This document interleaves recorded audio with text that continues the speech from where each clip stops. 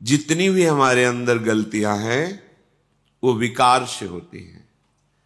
विकार का मूल होता है स्वसुख वांछा, स्वसुख वांछा का मूल होता है देहाभिमान, और देहाभिमान अज्ञान से होता है, और अज्ञान भगवान से विमुख होने पर होता है, प्रभु से विमुख होने पर होता है। ये सारा का सारा जो माया का तंत्र है ये केवल भगवत विमुख होने से हुआ है। हमें प्रत्यक्ष देखते हैं, जहां हमारे हृदय में छुपाव कपट, वही माया नष्ट कर देती है। हृदयेश्वर से क्या छुपाव करना? तुम्हारी माया बाजी पसारी विचित्र, सुनि मुनि मोहे काकी कौन, कहे श्री हरिदास तुम्हारे हम जीते तौ न तोड़। हरि यदि आप कहो कि तू बहुत गंदा है, तो मालिक ये माया किसकी है? आपकी ही है ना। बड़े बड़े ऋषि मुनि किसकी गोद में बैठकर आपको भूल जाते हैं? आपकी माया ना। तो है किसकी? तुम्हारी माया बाजी पसारी विचित्र, तो समझ में ही नहीं आती। और आप सदैव हमारा हित करने में लगे हैं, और मैं सदैव आपकी आज्ञा उल्लंघन कर रहा हूं। पर वाह मेरे प्यारे, आप मेरा साथ नहीं छोड़ रहे। यद्यपि आप हार चुके हो मुझे सुधारते सुधारते, मैं बिगाड़ते बिगाड़ते जीत गया हूं, फिर भी आप अपनी कृपा की बान नहीं छोड़ते। आप हम पर कृपा कर ही रहे। ऐसा तो मेरे प्रभु का स्वभाव है। और आप प्रभु से भी छल कपट दुराव, अरे ये इतने कृपालु हैं, बस जैसे हो वैसे इनके सामने पे बस नहीं मानना। जीव का स्वभाव है ना मानना, इसी से ये दुर्गति हो रही। नहीं, भगवान और गुरुदेव और भगवत प्रेमी महात्मा एक कहने को तीन है। वैसा ही हृदय जैसा भगवान का, वैसे ही भक्तों का हृदय हो जाता है। क्योंकि भगवान कहते साधु हृदयम मह्यम, मैं साधु का हृदय बन जाता हूं। साधु का हृदय मैं बन जाता हूं, मैं ही हृदय बन जाता हूं। अगाध हृदय में करुणा होने पर भी जब आप कपट करते हैं, छल करते हैं, देखो अनंत जन्मों की बिगड़ी केवल धामवास से बन जाएगी। तुम कामी हो, क्रोधी हो, लोभी हो, मोही हो, कुछ भी, बस एक बात हजारों बार कही, वैष्णव अपराध न बने, गुरुद्रोह न बने। बस तुम जैसे पड़े रहो। यहां पड़े रहने से भगवत प्राप्ति हो जाएगी, पड़े रहने से। अरे धाम है भाई, ये कोई तीर्थ थोड़ी है। तीर्थराज प्रयाग भी जहां मस्तक रगड़ते हैं, ईश्वर कोटि के महापुरुष जहां की रज की याचना करते हैं, उस परम पावन धाम में आप वास कर रहे हैं। कहीं वास करके साधु समागम है, साधु समागम के प्रभाव से भजन, रात दिन आपकी दिनचर्या भागवतिक, तो आपके लिए भगवत प्राप्ति कोई कठिन बात है क्या? परे हम देखते हैं कपट का जाल हम प्रभु से भी रखते हैं, गुरुदेव से भी रखते हैं। अपने हृदय की बात उनको नहीं बताते हैं। मन ही मन जो हमारे अंदर प्रेरणाएं आती हैं उसके अनुसार कार्य करते हैं। फिर जानते, अभी इसी शास्त्र में आप आगे श्रवण करेंगे, जब कोई गुरु आज्ञा का उल्लंघन करता है और अधर्म आचरण करता है, तो जो राक्षस लोग हैं, दैत्य लोग हैं, उनका आवेश उन पर हो जाता है। आगे प्रश्न आगे आएगा, जो अभी चरित्र सुनाएंगे उसमें आगे आएगा कि ये भीष्म कैसे मार सकते हैं पांडवों को, कैसे मार सकते हैं पांडवों के पक्ष को। तो दैत्य लोग कहते हैं युधिष्ठिर को, तुम्हें बिल्कुल निश्चिंत रहना चाहिए, हम सब तैयार हैं। ये अमुक भीष्म के हृदय में जाएंगे, ये द्रोणाचार्य के हृदय में जाएंगे, क्योंकि अधर्म का पक्ष लें, इसलिए मेरे उनके प्रवेश करने में कोई भय नहीं। अब भीष्म कार्य नहीं करेंगे, मैं कार्य करूंगा उनके शरीर में बैठकर।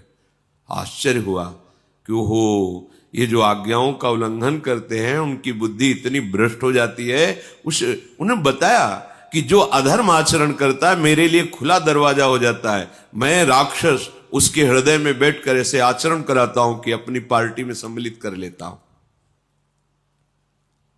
बोले तुम्हारी बुद्धि क्यों काम? क्योंकि वो आविष्ट हो चुकी है, असुरों से आविष्ट, आसुर भाव वहां प्रकाशित हो गया है। बार बार कहते हैं केवल बात मान लो, कोई नहीं छू पाएगा। जीते विनायक शुभ अशुभ, विघ्न करे नहीं कोई। पर बात क्या, प्रभु से भी छल, सामने कुछ और चेहरा, पीछे कुछ और चेहरा। बड़ा आश्चर्य है भगवती माया के इस महाबल का कि वो सर्वांतर्यामी प्रभु से भी कपट कर रहा है। रोज सत्संग सुन रहे हो तो हम आपसे प्रार्थना करते हैं, किसी और से कहने की जरूरत नहीं। जैसे हो वैसे के वैसे प्रभु से प्रार्थना करो, उनको अपने हृदय की बात बताओ, उनके सामने रो, गुरुजनों से बात बताओ, रो।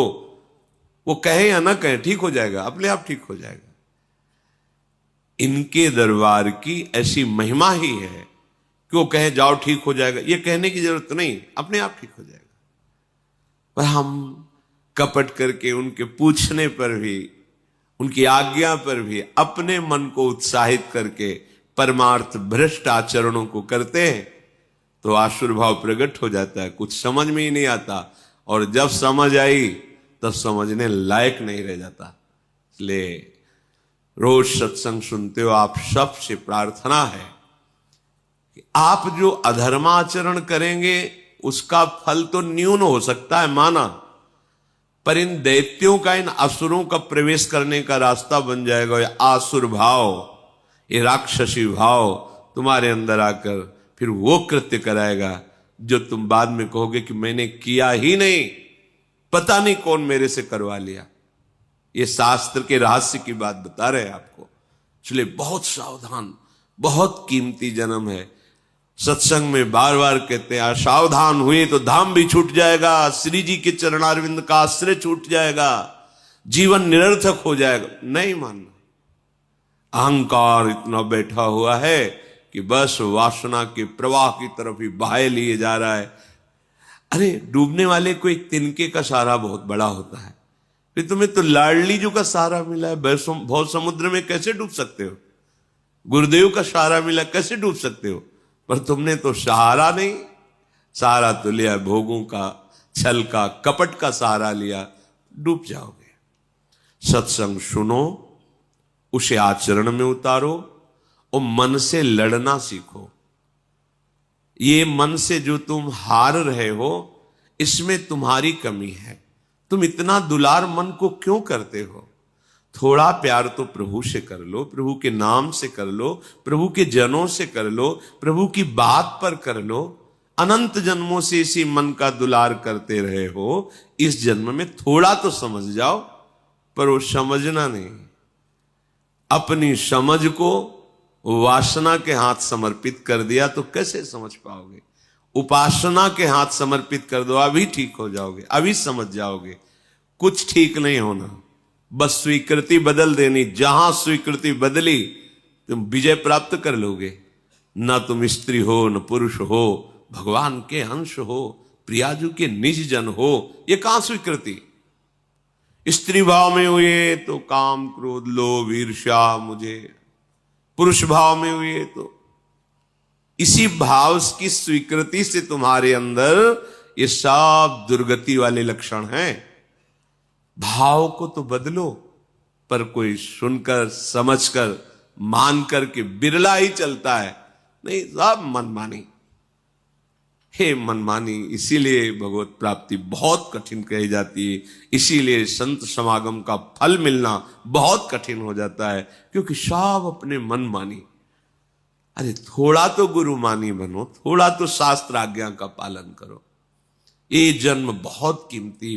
देखो वैसे ही प्रारब्ध कर्म बड़े बड़े संतों को देखो कष्ट दे रहे हैं, तो आप विचार करो जरा, क्या आप सदैव सुखी रहेंगे? क्या आपका सदैव शरीर स्वस्थ रहेगा? क्या आपको सदैव सहयोग मिलेगा सांसारिक व्यक्तियों का? आज तुम्हारा शरीर स्वस्थ है, तुम जवान हो, तो तुम्हारे शरीर को भोगने के लिए तुम्हें मित्र मिल जाएगा। कल जब तुम्हारा शरीर अस्वस्थ होगा और तुम्हारा पाप कर्म बढ़ जाने के कारण सब कुछ क्षीण होगा, तब तुम्हें जिससे मिलना चाहिए उससे मिलने की सामर्थ्य नहीं रह जाएगी। फिर जो दुख मिलेगा तुम झेल नहीं पाओगे। मान जाओ, धर्मयुक्त विषय का सेवन करो, नाम जप करते हुए इतना बल बढ़ाओ कि मन से लड़के उसको परास्त कर दो, तो विजयी हो जाओगे। प्रभु के जनों के हृदय में जो प्रेम है वो तुम्हारा उत्थान कर देगा, वो तुम्हारा मंगल कर देगा। देखो, श्री भगवान स्वयं करुणा करके उपदेश करते हैं, तुम्हें कुछ नहीं करना, केवल मेरा चिंतन करो, मैं सब संभाल लूंगा।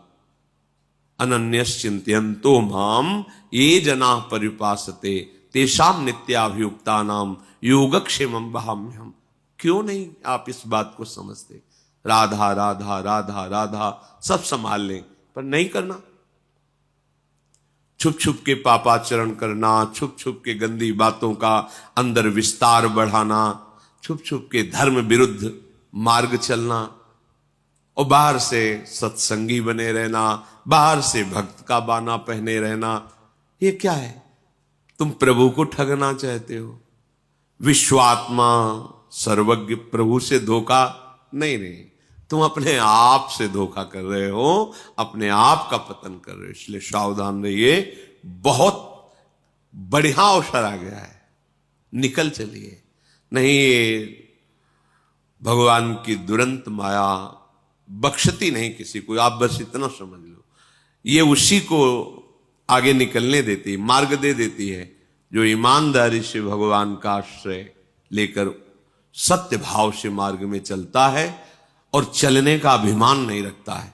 माया रास्ता निकल जाओ, नहीं तो ऐसे उसके पास जाल है कि कहीं से भी वो आपको गिरा सकती है, क्योंकि भगवान की है ना, किसी और की नहीं।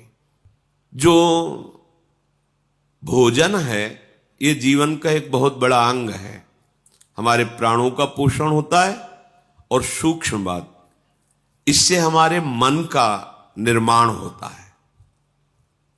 अगर हम अपवित्र भोजन, गंदे विचारों से युक्त बनाया हुआ भोजन, अधर्म के द्वारा कमाए हुए धन से भोजन, तो वो हमारे मन को वासना में कर देगा, मलिन कर देगा, और बुद्धि को निर्णय ठीक करने की शक्ति का अपहरण कर लेगा। अगर हम इस पद्धति से भोजन पाते तो हमारी बुद्धि प्रकाशित होगी और मन ठीक हो जाएगा। वैसे भी ग्रामीण कहावत में भी जैसा खाए अन्न वैसा बने मन, इसका बहुत बड़ा प्रभाव पड़ता है। तो धर्म से कमाए हुए अन्न को जब हम रसोई में अमनिया करें तो उस समय विषय वार्ता, विषय चिंतन नहीं होना चाहिए। अंदर ही अंदर नाम जप करो, भगवत चिंतन करो और विचार करो कि प्रभु को भोग लगाना है, चाहे गृहस्थ हो चाहे विरक्त।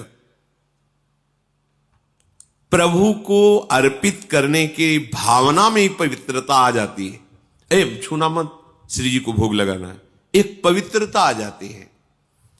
और जब हम भोग लगा के प्रसाद पाए तो दूसरे हाथ का स्पर्श न हो, बाएं हाथ का स्पर्श न हो। जैसे जो लोग दोनों हाथों से ऐसे, ये बुद्धि को खराब करने वाला, ऐसे नहीं पाना चाहिए। बाएं हाथ को अलग करके दाहिने हाथ से, एक हाथ से ही भोजन पाने का विधान है, आराम से केवल नाम जप करते हुए। दूसरा, शब्द रहितम, भोजन पाते समय आवाज नहीं करनी चाहिए, मौन रहना चाहिए। नाम जप करो अंदर से, कोई पद चला लो, शांत हो जाओ। भोजन परोसने वाला रोटी हल्ला मचा के ये ऐसा नहीं। वो जब आपके सामने परोसने आ रहा है, वो जो दे रहा है आपको आवश्यक है, ले लीजिए। नहीं आ रहा है, जितना आया है राधे श्याम पाली। गृहस्थी में तो स्वयं आपने बनाया, भोग लगाया, आराम से बैठ के नाम जप करते हुए पाइए। एक हाथ से पाए, दाहिने हाथ का ही प्रयोग होना चाहिए। दोनों हाथ स्पर्श होने से फिर वो अपनी बुद्धि को मलिन कर देगा, ऐसा शास्त्रीय सिद्धांत है। पात्र में एक ही हाथ का स्पर्श होना चाहिए। ऐसे प्राय जो लोग सत्संग नहीं करते, साधु सेवन नहीं, वो दोनों हाथों से ऐसे नहीं पाना चाहिए, शास्त्र निषेध। तो भोजन भगवत चिंतन करते हुए बनाएं, प्रभु को अर्पित करें, और जब प्रसाद पाए तो मौन रखें। उस समय प्रसाद के समय बोला नहीं जाता, बातचीत ये वो ऐसा नहीं। किसी की तरफ देखो मत, अपने प्रसाद की तरफ देखो, सावधानी रखो, एक एक कवल में भगवत नाम जपो, राधा राधा राधा। उससे क्या होगा, आगे कह रहे हैं, क्षमस तारणाय वही, अपने को तारने की और दूसरे को भी तारने की बुद्धि उसके अंदर प्रकट हो जाती है। हम लोगों की आज जो बुद्धि मलिन है ना, मनमानी आचरण करने का आदेश कर रही है, उसका कारण यही है। बहुत तरह से हम अपनी बुद्धि को अपवित्र करते रहते हैं। आहार पूरे जीवन का आधार है। भोजन ठीक है तो सब ठीक हो जाएगा। भोजन धर्म युक्त कमाए हुए धन से भगवत चिंतन करते हुए रसोई में अमनिया करके, भगवत अर्पित करके, प्रसाद स्वरूप मौन धारण करते हुए, नाम जप करते हुए प्रसाद को एक हाथ से पाना। इससे क्या होगा, कह रहे हैं सात क्षमस तारणाए वही, वो अपने को भी तारने में समर्थ है और दूसरे को भी तारने में समर्थ हो जाएगा। क्या होगा, उसकी बुद्धि भगवत परायण हो जाएगी। और इसके विपरीत जूता पहने हैं। अब जैसे आप समय देखो कलयुग का, आप जैसे भोजनालय में कहीं, जिन्हें होटल आदि कहते हैं, वहां पाने गए तो आप जूता थोड़ी उतारते हैं, हाथ थोड़ी धोते हैं, कुल्ला थोड़ी करते हैं, पशुवत आचरण। ऐसे ही जूता पहने हुए, ऐसे ही क्या कैसा बना हुआ है, कोई निर्णय नहीं। तो बुद्धि कहां जा रही है, देखो ना, केवल धर्माचरण की तरफ बुद्धि जा रही। शास्त्र युक्त इंद्रियां शांत, भगवत चिंतन परायण, धर्म युक्त चेष्टा, ये सब केवल कहने में रह जाती, जीवन में आचरण में नहीं आ पाती, क्योंकि आहार विहार ही ठीक नहीं है। यही मूल है। बड़े बड़ी पवित्र बुद्धियों को भी आहार दूषित जाने पर भ्रष्ट आचरण हो गया। आहार बहुत बड़ा बल रखता है। जिसने कभी जीवन में मदिरा एक बूंद भी जबान में नहीं रखी, और जिसने कभी किसी की निंदा नहीं की, और जो विधि पूर्वक शास्त्रों का स्वाध्याय करता है और नाम जप करता है, वो पूरे विश्व को तार देगा, अपने आप को भी और पूरे विश्व के तारण करने की सामर्थ्य रखता है। ये साधारण बात नहीं है। जो आजकल के नवीन अवस्था के बच्चे खिलवाड़ में मदिरा को पीते हैं, क्या है, जिसके मुख में कभी जीवन में मदिरा नहीं गई है, किसी प्रकार से किसी की निंदा नहीं की, दोष आरोपण नहीं किया, और जो शास्त्र स्वाध्याय भगवान नाम जप करता है, सहज में मन शांत होकर उसका भगवदाकार हो जाता है। पूरे विश्व तारने की तात्पर्य है कि अगर पूरा विश्व उसकी बात मान ले, उसका आश्रय ले ले, तो उसका कल्याण करने में वो समर्थ है। यह हव्य, यज्ञ और काव्य, श्राद्ध, जितनी भी वस्तुएं हैं, ऐसे भजन करने वाला सबको पाने का अधिकारी है। यदि ऐसे जिसने कभी मदिरा नहीं, कभी मांस नहीं, शास्त्र स्वाध्याय, नाम जप, भगवत परायण, उसको दिया हुआ दान ऐसे सफल होता है जैसे प्रज्वलित अग्नि में दी हुई आहुति। साधु को कभी किसी अस्त्र से किसी पर प्रहार करने की जरूरत नहीं होती। मन्यु प्रहरणा विप्रा न विप्राहा शस्त्र योधिना निहन्युर्मन्युना विप्रा वज्रपाणिरिवासुरान। साधु का अस्त्र है क्षमा। वो किसी लोहे या धातु से बने हुए हथियार